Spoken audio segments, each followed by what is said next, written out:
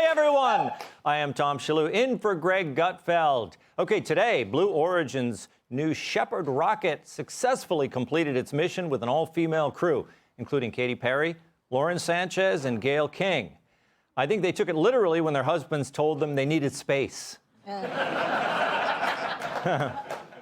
But the crew and capsule returned safely via parachute. Luckily, no one had to parallel park.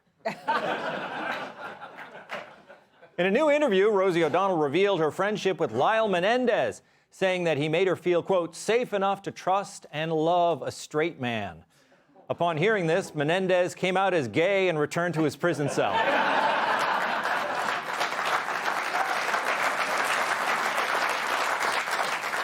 According to a new study, marriage can actually increase your odds of getting dementia.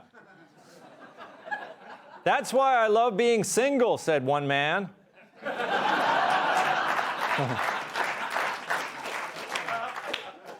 Disney's research division has developed an autonomous humanoid robot that can mimic human behavior. I hate to break it to you, Disney, Congress did that already.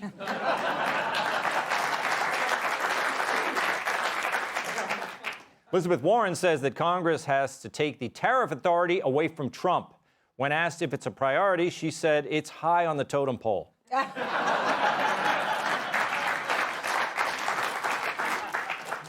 New Jersey Senator Cory Booker hasn't ruled out a 2028 presidential run. You know, that's what I love about Democrats, their sense of humor. On this day in 1912, the Titanic hit an iceberg in the North Atlantic, then sank hours later. These days, if you'd like to experience a nightmare at sea, just book a Carnival cruise. NBA legend Isaiah Thomas is blasting LeBron James for warming up shirtless. Fox actually has the same complaint about Greg. Okay, on to the searing monologue. So, HBO host Bill Maher had a meeting with Donald Trump, which might be the most unlikely encounter since my duet with Lizzo. Yes, Bill Maher, longtime liberal, professional atheist, and a guy who smokes so much weed he makes Snoop Dogg look like Dana Perino, did the unspeakable. He sat down with Trump, talked to him, ate with him, praised him. As you know, 12 days ago, I had dinner with President Trump. I never felt I had to walk on eggshells around him. And honestly, I voted for Clinton and Obama, but I would never feel comfortable talking to them the way I was able to talk with Donald Trump. He's much more self-aware than he lets on in public. I'm just taking as a positive that this person exists, because everything I've ever not liked about him was, I swear to God, absent, at least on this night with this guy. Now, I know what you're thinking. What's next? A rom-com starring Rachel Maddow and Jesse Waters? And was Trump gracious and measured? Trump was gracious and measured, and why he isn't that in other settings, I don't know. I've had so many conversations with prominent people who are much less connected, people who don't look you in the eye. None of that with him. And he mostly steered the conversation to, what do you think about this? I know, your mind is blown, so's mine. So how did the media react? As you'd expect. Here's Washington Post columnist Josh Rogan telling Maher to his face that he fell into a trap. I think you've fallen into the trap. I think I represent 99% of the internet when I say this, is that you've played the game of proximity is principle. Ah, yes, the old proximity is principle game. That's my favorite game after Stratego and Operation.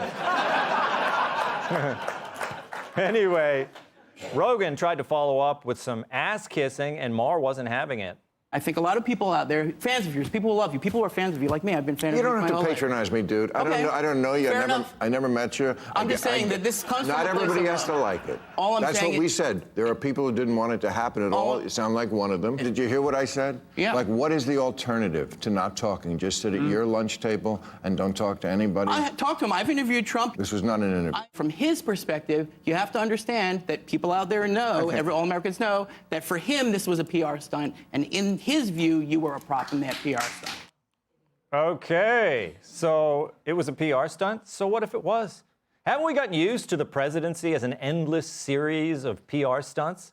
Obama and Biden didn't do public relations. And here, I thought Trump was a unique threat, unlike any other. Maher and Josh Rogan are proving the point that in many ways, Trump is like other presidents. Except, I don't know any other president who would do this. I had my staff collect and print out this list of almost 60 different insulting epithets that the president has said about me.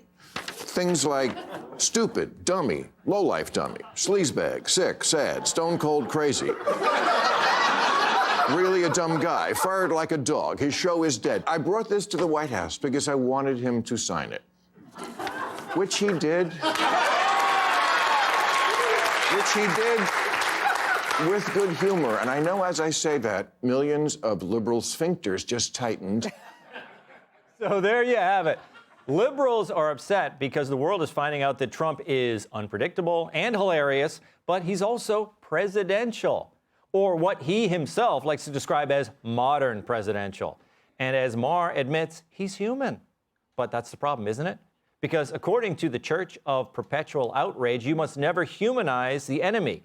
And once you realize that almost everything you've been told about Trump is a lie, you start asking yourself questions like, what else have I been misled about? Remember, the media needs Trump to be the boogeyman, the evil, incoherent, wild-haired threat to democracy itself. Because if he's not that, if he's just a guy with a knack for plain speaking and trolling, well, then you can't scare voters with him anymore. But here's the good news. People are tired of the fear factory, tired of being told who they can talk to, who they can laugh at, who they can share a meal with. It's one of the reasons Trump won.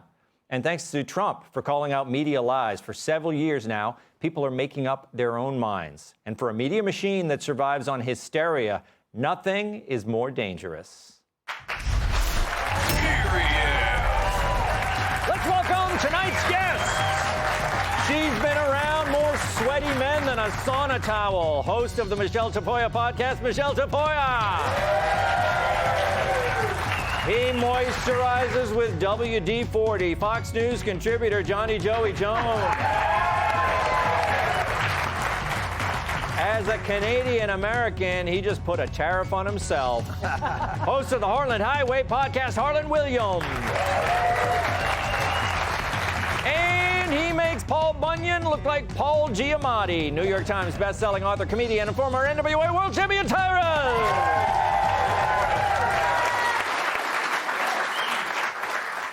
Michelle, there were so many great clips to play from that. And it's not because Maher is all buddy-buddy with Trump now. He said on the show he doesn't like Trump.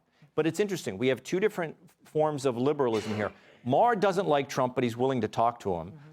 This guy, Josh Rogan, he's not willing to talk to him, and he doesn't think there's any excuse for doing so. What do you think of that? Well, that's what you call an illiberal. You know, Maher is liberal. This dude is illiberal. Here's the thing this guy, Rogan, said, I think I represent 99% of the internet when I say this. And I'm thinking to myself, is that your world? You represent 99% of the internet? What does that mean? Now, that's a nasty cesspool of a playground. And I play in that sandbox, so I know. Yeah. But I play in that sandbox because I can handle it and I don't mind it. But it is kind of a cesspool. So if you represent 99% of that, I don't know what he meant by that. But what Bill Maher did is he walked into something unknowable. He walked into dinner with a guy he really couldn't stand on the recommendation of others, had it set up, walked in, didn't know what he was going to get, was pleasantly surprised, and then did something else courageous. Went on his show and told his mostly liberal and some illiberal audience, this was really a good thing. I liked the guy that I met. At least he wasn't the monster I thought he was. Here's who I met. That took some courage, and for that, I applaud him. I don't agree with Maher on everything, but his willingness to have that conversation and say, what else do you want me to do, just sit at my own table? Yeah. Bravo to Bill Maher for this, really. Yes, yes. Joey, it is interesting. He could have done that. He could have taken the credit from people on the right and met with Trump, and then he could have gone on his show in Hollywood, and he could have bashed Trump, and they would have loved it, right? So he did kind of take the tough way out. I mean, it's difficult for him to sit there in front of that audience and say, you know what, I liked him. I don't know. He's been doing this for a while now. I mean, he's been doing it at least since the election season of kind of challenging what is accepted by the left. I mean, I think at the end of the day, when you have a fan base and you go into what is taboo for you, which especially on the left, people are going to stick around out of curiosity. They're not going. They're going to. Well, what was that all about? What are you doing having lunch with Trump? Tell us about it. I think that he's eased his way into this. He's done it when it was most safe, because Trump has never been more palatable for anyone on the left. I mean, look at Hollywood. Look how everyone at UFC, like the list of celebrities keeps growing and growing that come up and shake his hand and want to talk to him when it's acceptable. I have more respect for those that have challenged the status quo without even really warming up to Trump on the left. I don't know if I have a list of names, but I mean, he went and had lunch with him after Mika and Joe, so it isn't like he's a revolutionary here. Yeah, exactly. Harlan, what do you think? Is this good for America? When you started in stand-up, I don't think we were as divided. Do you notice that the audiences, it's like every club now is like a red state or a blue state, right? Yeah. I mean, I think this is a prime example of people making up their own minds. Every neighborhood has a Boo Radley in it, and everybody thinks that there's the weird, nutty guy at the end of the street.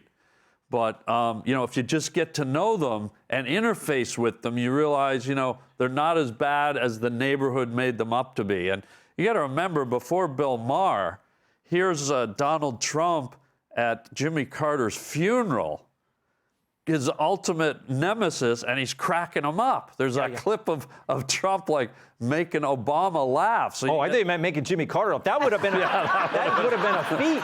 That would have been good too. Jimmy was about as alive as his funeral as he was when they rolled him out for that picture. So I mean, I guess there's a chance. So at some point you got to go, look, this guy, he's got charisma, he's got the ability to connect with people, and let people experience it in their own time and stop letting the media form your opinion of him or anybody else. Yeah.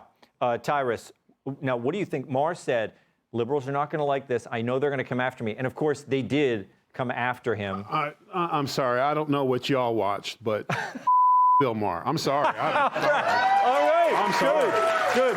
I'm sorry. This is like someone who talked about black people his whole life and then had dinner with one and said, actually, after I had dinner with them, they're not that bad, guys. No, you don't get to do that, you coward. You went on a show and you tried to play both sides of the street. That's right. Why? So maybe he could do your show because the 300,000 people that watch it, if we had those numbers here, I wouldn't be here.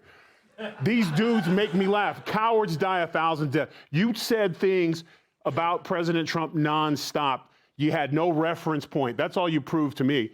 You sit down with a man, you break bread with a man, then you come and say, well, on this night, he was okay, but don't be mad at me. Splitting hairs, man up. I don't know what this whole thing, everyone keeps acting like they need Bill Maher. The little guy who doesn't lift weights, 99% of the internet, what, MySpace? Come on, man.